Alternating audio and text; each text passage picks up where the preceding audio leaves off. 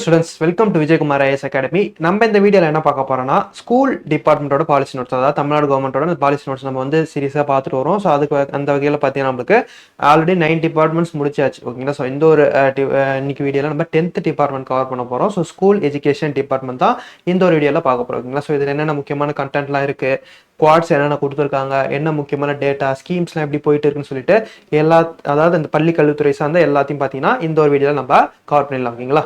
So வந்து பார்க்கும்போது நம்மளுக்கு இன்றைக்கி என்னென்ன டாப்பிக்லாம் கவர் பண்ண போகிறோம்னா, அதாவது ஸ்கூல் எஜுகேஷன் டிபார்ட்மெண்ட் பாலிசி நோட்ஸில் இன்ட்ரடக்ஷன் பார்க்கங்களா. ஸோ அறிமுகம் மற்றும் நிதி ஒதுக்கீடு எவ்வளோ அலோகேஷன் பண்ணியிருக்காங்க, இந்த டிபார்ட்மெண்ட் எப்படி உருவாச்சு, எப்படி இயங்கி கொண்டு இருக்கிறதுன்னு சொல்லிட்டு. ஸோ அந்த இந்த ஒரு டிபார்ட்மெண்ட்டுக்கு என்னென்ன ஸ்கீம்ஸ்லாம் தமிழ்நாடு கவர்மெண்ட் சைடில் என்னென்ன இனிஷியேட் பண்ணியிருக்காங்க, அதுக்கு எவ்வளோ அலோகேட் பண்ணியிருக்காங்கன்னு சொல்லிட்டு அதை பார்த்துடலாம். அண்ட் தென் பார்த்தீங்கன்னா ஸ்காலர்ஷிப் கொடுக்குறாங்க. ஸ்கூல் டிபார்ட்மெண்ட் சொன்னோன்னா நம்மளுக்கு ஸ்காலர்ஷிப் ரொம்ப முக்கியமான விஷயம் இல்லையா. ஸோ யார் யாருக்கு எந்தெந்த கிரைட்டீரியாலாம் அந்த ஸ்கீம்ஸ் இந்த ஒரு ஸ்காலர்ஷிப்லாம் தராங்க சொல்லிட்டு பார்த்துருவோம். நெக்ஸ்ட் அடுத்து வந்து பார்த்தீங்கன்னா நம்மளுக்கு பிற முக்கிய புள்ளி விவரங்கள், அதர் டேட்டாஸ். அதை தாண்டி வந்து பார்த்தீங்கன்னா நம்மளுக்கு இயக்கங்கள், என்னென்ன இயக்கங்கள்லாம் இந்த பள்ளி கல்வித்துறை கீழே இருக்கு, என்னென்ன மூவ்மெண்ட்ஸ்லாம் இருக்குன்னு சொல்லிட்டு நம்ம இந்த இடத்துல பார்த்துருவோம். ஓகேங்களா.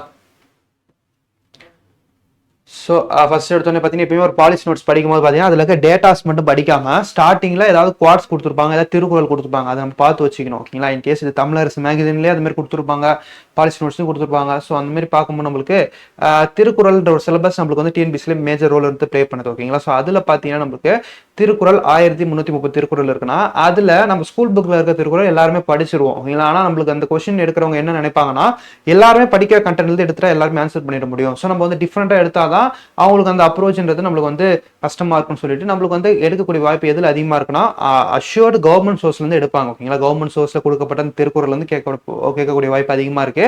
அதனால பாலிசி நோட்ஸ்ல முக்கால்வாசி டிபார்ட்மெண்ட்டுக்கு அந்த திருக்குறள் ஸ்டார்டிங்ல கொடுத்துருப்பாங்க, அதை பார்த்து வச்சுக்கோங்க. அந்த தமிழரசு மேகசின்ல கொடுக்குற அந்த திருக்குறளையும் நல்லா பார்த்து வச்சுக்கோங்க. ஓகேங்களா.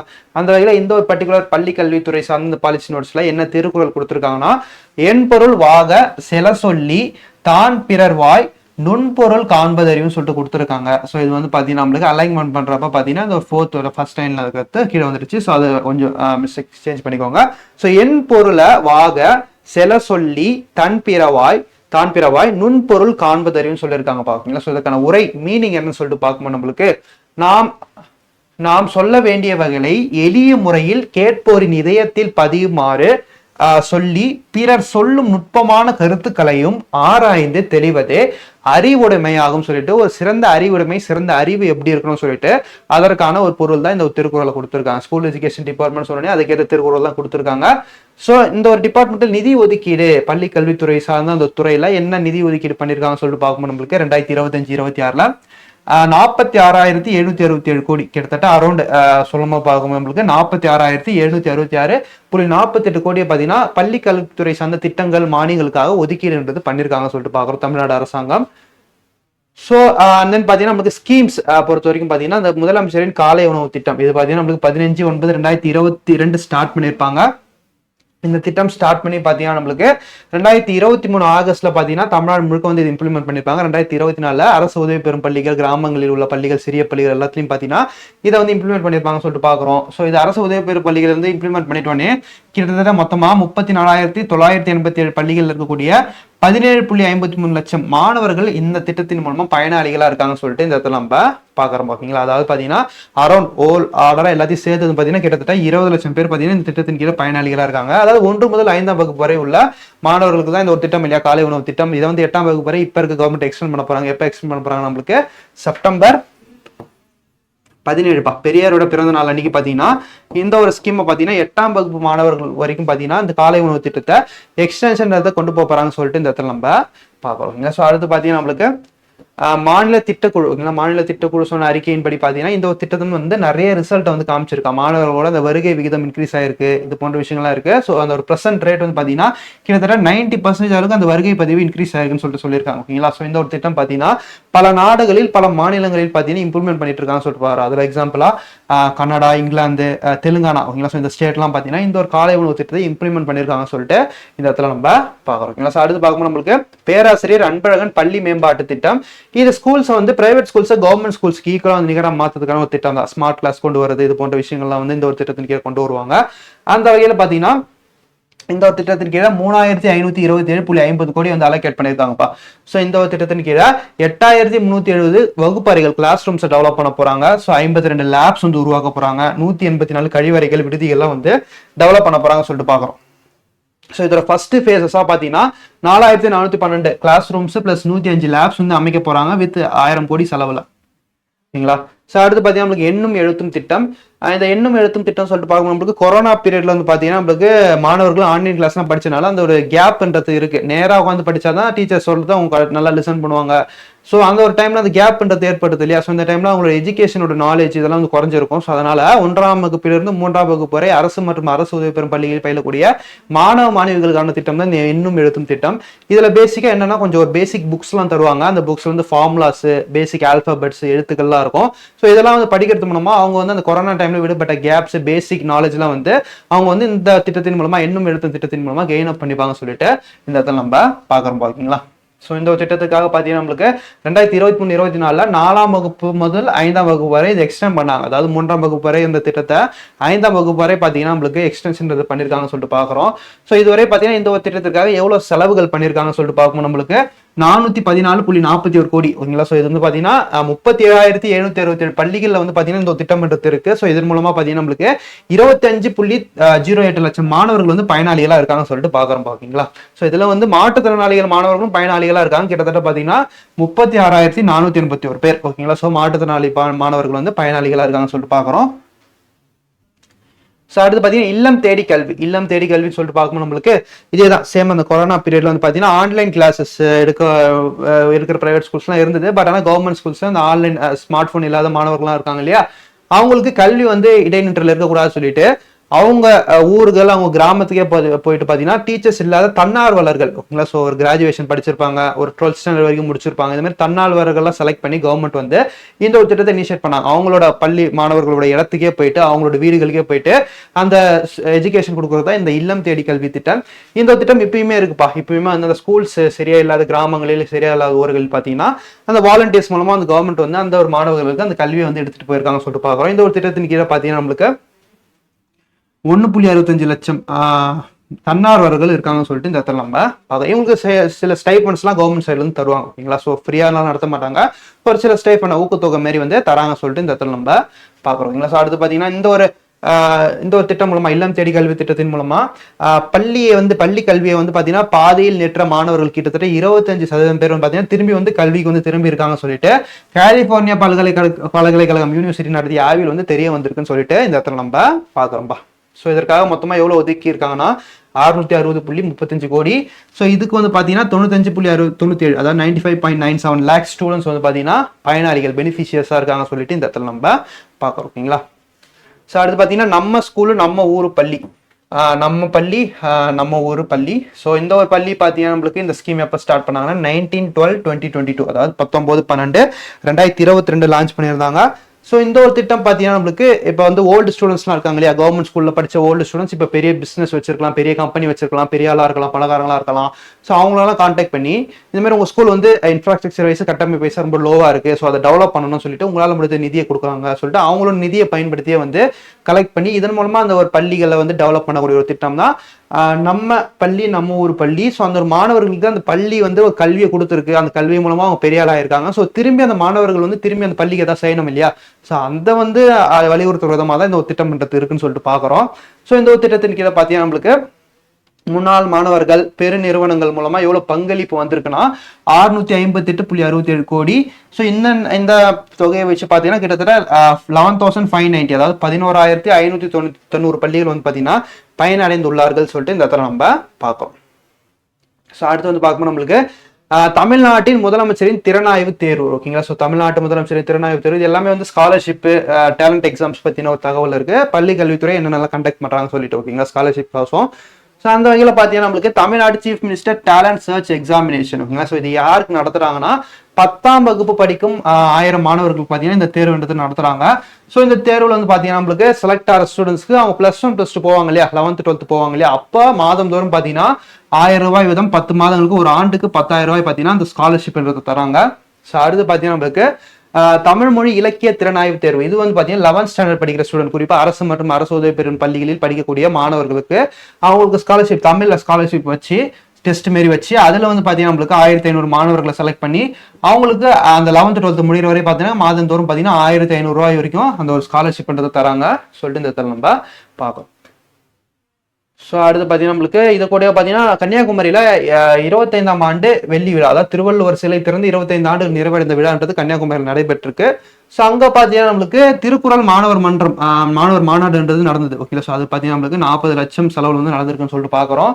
ஸோ அடுத்து பார்த்தீங்கன்னா ஊரக மாணவர் திறனாய்வு தேர்வு, இது பார்த்தீங்கன்னா 9th ஸ்டாண்டர்ட் 9ஆம் வகுப்பு படிக்கக்கூடிய அரசு மற்றும் அரசு உதவி பெறும் பள்ளியில் பயிலக்கூடிய கிராமப்புறங்களில் இருக்கக்கூடிய மாணவர்கள் நடத்தக்கூடிய ஸ்காலர்ஷிப் டெஸ்ட் தான் இந்த ஒரு டெஸ்ட்டை பார்க்குறோம். இது பார்த்தீங்கன்னா Tamil Nadu rural student talent search examination நம்ம நிறைய கேள்விப்பட்டிருக்கோம். ட்ரஸ்ட் எக்ஸாம் சொல்லிட்டு பார்ப்போம். ஸோ ட்ரஸ்ட் தான் இதோட எக்ஸாமோட நேம். இது பார்த்தீங்கன்னா 9ஆம் வகுப்பு படிக்கக்கூடிய மாணவர்கள் நடத்தக்கூடிய ஒரு திட்டம். இந்த ஒரு திட்டத்தில் வந்து ஸ்காலர்ஷிப் டெஸ்ட்ல வந்து அவங்க வந்து செலக்ட் ஆயிட்டாங்கன்னா மாவட்டத்துக்கு 100 பேர் வீதம் 50 மாணவர்கள் வந்து பாய்ஸ், 50 மாணவர்கள் வந்து கேர்ள்ஸாக இருக்கணும், மாணவிகள். ஸோ 2 பேருக்கு ஈக்குவல் கான்ட்ரிபியூஷனாக இருக்கும். ஸோ அவங்களுக்கு வந்து பார்த்தீங்கன்னா 4 ஆண்டுகளுக்கு 10th 9th 10th 11th 12th 4 ஆண்டுகளுக்கு பார்த்தீங்கன்னா ஆண்டுக்கு 1000 ரூபாய் வீதம் ஸ்காலர்ஷிப்ன்றதை தருவாங்க சொல்லிட்டு இந்த இடத்துல நம்ம பார்க்கலாம். ஸோ அடுத்து பார்த்தீங்கன்னா நம்மளுக்கு தேசிய வருவாய் வழி மற்றும் திறன் படிப்பு தொகை தேர்வு. ஸோ NMMS, அதாவது national means come merit scholarship scheme examination. So இந்த ஒரு விஷயம் பார்த்தீங்கன்னா 8ஆம் வகுப்பு படிக்கக்கூடிய மாணவர்களுக்கு நடக்கக்கூடிய ஒரு ஸ்காலர்ஷிப் டெஸ்ட் தான். ஸோ அதாவது இந்த ஒரு டெஸ்ட்ல வந்து ஒரு 55% அளவுக்கு பார்த்தீங்கன்னா அந்த ஒரு மார்க்ன்றது எடுத்துட்டாங்கன்னா, அதாவது பொருளாதாரத்தில் நலிவடைந்த மாணவர்களை செலக்ட் பண்ணி அவங்களுக்கு டெஸ்ட் வச்சு அவங்க அந்த ஒரு எக்ஸாம்ல 55% மேலே எடுத்திருந்தா அவங்களுக்கான அந்த ஒரு 12,000 ரூபாய் ஆண்டுக்கு 12,000 ருபீஸ் வச்சு பார்த்தீங்கன்னா நம்மளுக்கு அந்த ஸ்காலர்ஷிப்பாக தராங்க. ஸோ இந்த ஒரு திட்டத்தின் கீழே ஆண்டுதோறும் பார்த்தீங்கன்னா தமிழகத்தில் 6695 மாணவர்கள் பயனாளிகளாக இருக்காங்க சொல்லிட்டு இந்த இடத்துல நம்ம பார்க்குறோம். ஸோ அடுத்து பிற முக்கிய புள்ளி விவரங்கள், அடுத்து என்ன ஸ்டாட்டிக் டேட்டா இருக்கு சொல்லிட்டு பார்க்கணும். நம்மளுக்கு வானவில் மன்றம் ஸ்கூல்ஸ் நடத்துறாங்க. கவர்மெண்ட் ஸ்கூல்ஸ்ல 6 முதல் 8ஆம் வகுப்பு படிக்கக்கூடிய மாணவர்களுக்கு 30.69 கோடி செலவுல கிட்டத்தட்ட பார்த்தீங்கன்னா 33.50 லட்சம் மாணவர்கள் பயனடையும் வகையில் பார்த்தீங்கன்னா இந்த ஒரு மன்றம் வந்து நடத்திடுவாங்க. இதுல என்ன மெயினாக சொல்லி தருவாங்கன்னா பேசிக் சயின்ஸ், அறிவியல், அன்றாட வாழ்வில் அறிவியல், இது மாதிரி அறிவியல் சார்ந்த நாலேஜ் வந்து டெவலப் பண்ணக்கூடிய ஒரு திட்டமாக தான் இந்த ஒரு வானவில் மன்றம் இருக்கு. ஸோ அடுத்து பார்த்தீங்கன்னா உயர்கல்வி சேர்க்கை விகிதம், இதுவுமே பார்த்தீங்கன்னா தமிழ்நாட்டில் டெவலப் ஆகிருக்கு. குறிப்பாக பார்த்தீங்கன்னா 47% உயர்கல்வி சேரும் விகிதம் பார்த்தீங்கன்னா 74% இன்க்ரீஸ் ஆயிருக்கு. இது எல்லாமே பார்த்தீங்கன்னா என்ன ரீசன் சொல்றாங்கன்னா நம்மளுக்கு வந்து அந்த பள்ளி கல்வித்துறை வழங்கும் திட்டங்கள், இதுதான் வந்து மெயின் ஃபியூச்சரா இந்த இடத்துல நம்ம பார்க்குறோம். ஸோ இது நேஷனல் ஆவரேஜ், தேசிய சராசரியா பார்த்தீங்கன்னா நம்மளுக்கு 28% ஓகேங்களா. ஸோ 28% விட 46% தான் அதிகம் சொல்லிட்டு பார்க்குறோம். ஓகேங்களா. ஸோ அண்ட் தென் பார்த்தீங்கன்னா நம்மளுக்கு கலை திருவிழா இன்டர்நேஷனல் டூர், கலை திருவிழா மற்றும் சர்வதேச சுற்றுலா, இது பார்த்தீங்கன்னா பள்ளி அளவில் 1,15,48,000 மாணவர்கள் பார்த்தீங்கன்னா இந்த ஒரு ஸ்கீம் எடுத்து போய் சேர்ந்திருக்கு. ஸோ இதுல மெயினா என்ன சொல்ல வராங்கன்னா கலையரசன் கலையரசி பட்டம். ஓகேங்களா. ஸோ அதாவது கலை, தமிழர்களோட கலைகள் இருக்கு இல்லையா, பரதநாட்டியம், அது மாதிரி வந்து தமிழர்களோட கலைகள்லாம் இருக்கு இல்லையா. ஸோ இந்த மாதிரி கலைகள்லாம் சிறந்து விளங்கக்கூடிய மாணவ மாணவிகளுக்கு கலை அரசன் கலை அரசி என்ற ஒரு பட்டம் அவார்ட்லாம் தராங்க. இதுல செலக்ட் ஆன 323 மாணவர்களுக்கு பார்த்தீங்கன்னா மலேசியா, ஜப்பான் போன்ற நாடுகளுக்கு சர்வதேச கல்வி சுற்றுலா கொண்டு போறாங்க தமிழ்நாடு கவர்மெண்ட் சைட்ல. அது மட்டும் இல்லாமல் மாணவர் உதவி எண், மாணவர்களுக்கு அந்த எக்ஸாம்ஸ்ல ஃபெயில் ஆயிட்டா தற்கொலை போன்ற முயற்சியெல்லாம் ஏற்படக்கூடாது, அவங்களுக்கு முறையான கவுன்சிலிங் தரணும், இது போன்ற விஷயங்களுக்காக அவங்களுக்கு ஏதாவது ஹெல்ப் தேவைப்பட்டாலும் அவங்களை கான்டாக்ட் பண்றது, கவர்மெண்ட்டை கான்டாக்ட் பண்றதுக்கு ஒரு ஹெல்ப்லைன் நம்பரே அறிவிச்சிருக்காங்க. ஸோ இந்த நம்பர் என்னன்னு சொல்லிட்டு பார்க்கணும், நம்மளுக்கு 14417. ஓகேங்களா. ஸோ 14417 சொல்லிட்டு பார்க்குறோம். ஸோ இதுக்கான நிதின்றது எவ்வளவு ஒதுக்கி இருக்காங்கன்னா 4.1 கோடின்னு சொல்லிட்டு இந்த இடத்துல நம்ம பார்க்குறோம். அடுத்து பார்த்தீங்கன்னா தற்காப்பு கலை பயிற்சி, தற்காப்பு கலை பயிற்சின்னு சொல்லிட்டு பார்க்கணும். நம்மளுக்கு மாணவிகளுக்கு குறிப்பா கராத்தே, சிலம்பம் போன்ற விஷயங்கள் வந்து சொல்லிக் கொடுக்கக்கூடிய ஒரு திட்டம் தான் இது. இதற்காக பார்த்தீங்கன்னா நம்மளுக்கு 19.81 கோடி பார்த்தீங்கன்னா ஒதுக்கீடுன்றது பண்ணியிருக்காங்க. ஓகேங்களா. ஸோ கிட்டத்தட்ட பார்த்தீங்கன்னா 13 லட்சம் மாணவிகள் இதன் கீழே வந்து பயனாளிகளாக இருக்காங்கன்னு சொல்லிட்டு பார்க்குறோம். அடுத்து பார்த்தீங்கன்னா ஆசிரியர் மாண்டு, ஆசிரியர்களுக்காக என்னென்ன செய்யறாங்க பள்ளி கல்வித்துறை சொல்லிட்டு பார்க்கணும். நம்மளுக்கு கனவு ஆசிரியர் சொல்லிட்டு சிறந்த ஆசிரியர்கள் கிட்டத்தட்ட 380 பேரை செலக்ட் பண்ணி அதுல 55 ஆசிரியர்களை பார்த்தீங்கன்னா பிரான்ஸ் நாட்டிற்கு கல்வி சுற்றுலா அழைத்து செல்லப்பட்டுள்ளனர். ஓகேங்களா.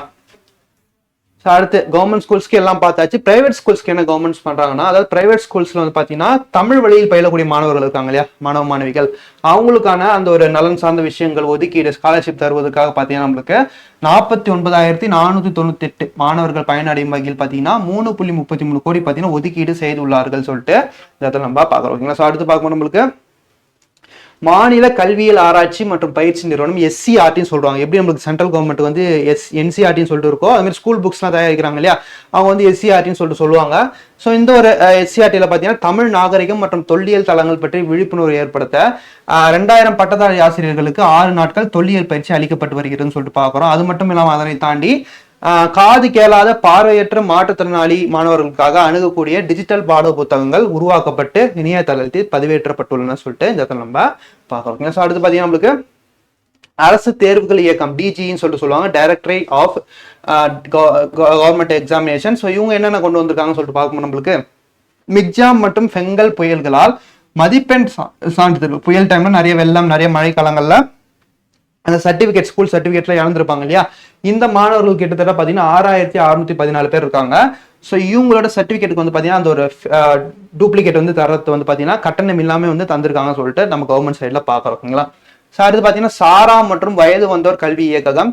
ஸோ ஒரு குறிப்பிட்ட ஏஜ் வரைக்கும் தான் படிக்கணும், அதை தாண்டி படிக்கூடாதுலாம் கிடையாது. ஸோ முதியோர் கல்வி இது போன்ற விஷயங்களுக்குலாம் அமல்படுத்திட்டு வராங்க கவர்மெண்ட் சைட்ல இருந்து. ஸோ அதுக்காக பார்த்தீங்கன்னா நம்மளுக்கு 20 லட்சம் புதிய கற்போர் பயனடைந்து உள்ளனர். ஸோ மொத்தம் இதுக்காக எவ்வளவு ஒதுக்கி இருக்காங்கன்னா கடந்த 5 ஆண்டுகள்ல 39.21 கோடின்னு சொல்லிட்டு இந்த இடத்துல நம்ம பார்க்குறோம். ஓகேங்களா. ஸோ அடுத்து பார்த்தீங்கன்னா நம்மளுக்கு ஆசிரியர் தேர்வு வாரியம் TRB, இவங்க தான் பார்த்தீங்கன்னா இந்த டீச்சர் கவர்மெண்ட் டீச்சர்ஸ்லாம் எக்ஸாம்ஸ் நடத்துறாங்க இல்லையா, TNPSC மாரி அவங்களுக்கு டீச்சர்ஸ் எக்ஸாம் வந்து பார்த்தீங்கன்னா TRB நடத்துவாங்க. ஸோ 1987 இருந்து உருவாக்கி இருக்காங்க. ஸோ இவங்க வந்து பார்த்தீங்கன்னா கிட்டத்தட்ட 1,72,793 ஆசிரியர்களை வந்து செலக்ட் பண்ணியிருக்காங்க சொல்லிட்டு இதுவரைக்கும் சொல்லிட்டு பார்க்குறோம். ஸோ இவங்க TRB பேப்பர் கரெக்ஷன் ஒர்க்லாம் இருக்கு இல்லையா, ஸோ அந்த எக்ஸாம் நடத்துறாங்க இல்லையா, அந்த exam paper correction work question paper ready பண்ணுறது எல்லாத்துக்கும் ஒரு AI வந்து யூஸ் பண்ணுறாங்கப்பா. அந்த AIயோட பேர் பார்த்தீங்கன்னா நம்மளுக்கு AI பாணினின்னு சொல்லிட்டு இந்த இடத்துல நம்ம பார்க்குறோம். இந்த எல்லா டேட்டாமே பார்த்தீங்கன்னா பாலிசி நோட்ஸ்ல தான் இருக்கு. ஸோ இந்த எல்லாமே முக்கியமான டேட்டா தான் நம்ம கம்பேர் பண்ணி கொடுத்துருப்போம். கிட்டத்தட்ட பார்த்தீங்கன்னா நம்மளுக்கு ஒரு 200 பேஜஸ் கிட்ட இருக்குப்பா பாலிசி நோட்ஸ் பொறுத்த வரைக்கும். அதுல எக்ஸாம் பாயிண்ட் ஆஃப் வியூ நம்மளுக்கு தேவையானது பார்த்தீங்கன்னா PIQ அனலைஸ் பண்ணாதான் நமக்கு தெரிய வரும். PIQலாம் நம்ம திரும்ப பார்த்தாதான் எப்படி பாலிசி நோட்ஸ்ல இருந்து கொஸ்டின் கேட்டிருக்காங்கன்னு சொல்லி நமக்கு ஒரு ஐடியா கிடைக்கும். ஸோ அப்போ அதுல இருந்து நம்ம வந்து ஐடியா பண்ணி நம்ம வந்து ஷார்ட் பண்ண முடியும் அந்த ஒரு நோட்ஸை. ஸோ அது எல்லாத்தையும் ஷார்ட் பண்ணி மெயினாக என்ன தேவையோ அது மட்டும் தான் நம்ம கொடுத்துருக்கோம். ஸோ இது மட்டுமே போதுமான விஷயமாக இருக்கும். ஓகேங்களா. ஸோ அடுத்து பார்த்தீங்கன்னா பொது நூலக இயக்ககம். ஸோ இது பார்த்தீங்கன்னா தமிழகத்தில் மொத்தம் 4681 நூலகங்கள் வந்து இயங்கி வருகிறது. இதுல மெயினாக வந்து ரீசெண்டாக தொடங்கப்பட்ட மதுரையில் கலைஞர் நூற்றாண்டு நூலகம் கிட்டத்தட்ட பார்த்தீங்கன்னா நம்மளுக்கு 218.19 கோடி செலவுல வந்து ஓப்பன் பண்ணியிருக்காங்க. அடுத்து கோயம்புத்தூர்ல 300 கோடி மதிப்பில் தந்தை பெரியார் லைப்ரரி ஓப்பன் பண்ணியிருந்தாங்க. அந்த பார்த்தீங்கன்னா 290 கோடி மதிப்பீட்டில் அறிவகம் மற்றும் நூலக வளாகமும் அங்கே அமைக்கப்பட்டுள்ளதுன்னு சொல்லி பார்க்குறோம். அடுத்து பார்த்தீங்கன்னா நம்மளுக்கு நந்தனம்ல வந்து பார்த்தீங்கன்னா இந்த புக் ஃபேர் நடத்துவாங்க இல்லையா, ஸோ நமக்கு ஜனவரி மந்த்ல வந்து பார்த்தீங்கன்னா இந்த புக் ஃபேர் நடத்துவாங்க. ஸோ அது பார்த்தீங்கன்னா 2023 முதல் நடத்த பெற்று வருகிறதுன்னு சொல்லிட்டு பார்க்குறோம். ஓகேங்களா. ஸோ ஃபைனலாக வந்து பார்க்கணும் நம்மளுக்கு தமிழ்நாடு பாடநூல் மற்றும் கல்வியியல் பணிகள் கழகம். ஸோ TNDPC இவங்க தான் பார்த்தீங்கன்னா புக்ஸ்லாம் பிரிண்ட் பண்ணுறவங்க. அதை தாண்டி ஸ்கூல் புக்ஸை தாண்டி தமிழ் கலாச்சார புக்ஸ் எல்லாத்தையும் வந்து புக் பிரிண்ட் பண்றவங்க இவங்க தான். ஸோ அந்த வகையில் பார்க்கும்போது நம்மளுக்கு இவங்க ரீசெண்டாக என்னென்ன ஒர்க்ஸ் பண்ணியிருக்காங்கன்னா 2/7/2024 முதல் நிறுவனங்கள் சட்டம் 2013 பிரிவு 8 கீழ் பதிவு செய்யப்பட்டு இயங்குகிறது. ஓகேங்களா. ஸோ இந்த ஒரு நிறுவனம். ஸோ இதுல என்னென்ன ஒர்க்ஸ்லாம் பண்ணியிருக்காங்கன்னு சொல்லிட்டு பார்க்கும்போது நம்மளுக்கு முத்தமிழ் அறிஞர் மொழிபெயர்ப்பு திட்டம் மூலம் மருத்துவ பொறியியல் புத்தகங்கள் ஆங்கிலத்திலிருந்து தமிழ் மொழிபெயர்க்கப்பட்டுள்ளன. அதாவது ப்ரொஃபஷனல் டிகிரி இதெல்லாம் இருக்கு இல்லையா, டாக்டர், மருத்துவம், அட்வொகேட் எல்லாம் இதெல்லாம் இருக்கு இல்லையா. ஸோ இந்த புக்ஸ்லாம் பெரும்பாலும் இங்கிலீஷ்ல தான் இருக்கும். இதெல்லாம் வந்து தமிழில் மொழிபெயர்க்கப்பட்டுள்ளன. எந்த ஒரு திட்டத்தின் கீழே நம்மளுக்கு முத்தமிழ் அறிஞர் மொழிபெயர்ப்பு திட்டத்தின் கீழே கிட்டத்தட்ட 139 புக்ஸ் வந்து மொழிபெயர்க்கப்பட்டுள்ளது. அது மட்டும் இல்லாம திசைதோறும் திராவிடம் திட்டத்தின் கீழ் 68 புத்தகங்கள் பிற மொழியிலிருந்து தமிழில் மொழிபெயர்க்கப்பட்டுள்ளதுன்னு சொல்லிட்டு பாக்குறோம். ஓகேங்களா. ஸோ அடுத்து மட்டும் இல்லாம பெரியாரின் சிந்தனைகள் சொல்லிட்டு 21 இந்திய மற்றும் சர்வதேச மொழிகளில் மொழிபெயர்க்கப்பட்டு 20 புத்தகங்களாக வெளியிடப்பட்டுள்ளன. பெரியாரின் சிந்தனைகளை பார்த்தீங்கன்னா நம்மளுக்கு தமிழ்ல இருக்கு. அது வந்து பார்த்தீங்கன்னா 21 இந்திய மொழிகள் மற்றும் பிற மொழிகள்ல பார்த்தீங்கன்னா நம்மளுக்கு வந்து 20 புத்தகங்களா ரிலீஸ் பண்ணியிருக்காங்க சொல்லிட்டு இந்த இடத்துல நம்ம பார்க்குறோம். ஓகேங்களா. ஸோ இதுதான் பார்த்தீங்கன்னா நம்மளுக்கு பாலிசி நோட்ஸ் 2025-26 இந்த ஒரு இயர் பாலிசி நோட்ஸ் இது வரைக்கும் கவர்மெண்ட் சைடில் அப்டேட் பண்ணியிருக்காங்க. ஸோ இந்த ஒரு பாலிசி நோட்ஸ்ல கொடுக்கப்பட்ட தகவல்கள் குறிப்பாக பள்ளி கல்வித்துறை சார்ந்த தகவலை பார்த்தாச்சு.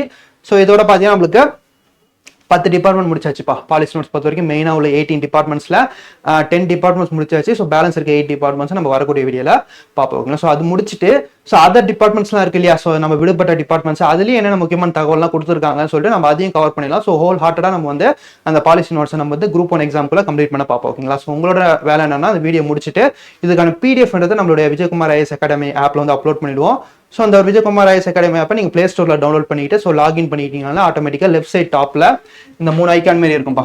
ஸோ இந்த ஐக்கான் வந்து கிளிக் பண்ணிக்கிட்டாலே உங்களுக்கு ஃப்ரீ மெட்டீரியல் என்ற ஒரு ஃபோல்டர் இருக்கும். அதுக்குள்ளே போயிட்டீங்கனாலே உங்களுக்கு பாலிசி நோட்ஸு, நம்ம போகிற ஸ்கீம்ஸு, மந்த்லி கரண்ட் அஃபேர்ஸ் எல்லாமே பார்த்தீங்கன்னா அந்த ஒரு ஃப்ரீ மெட்டீரியல் ஆப்ஷனுக்குள்ளே இருக்கும். ஸோ நீங்கள் அதை யூஸ் பண்ணி நீங்கள் அந்த படித்து நோட்ஸ் எடுத்து அது திரும்ப வேஸ்ட் பண்ணிகிட்டே இருங்க.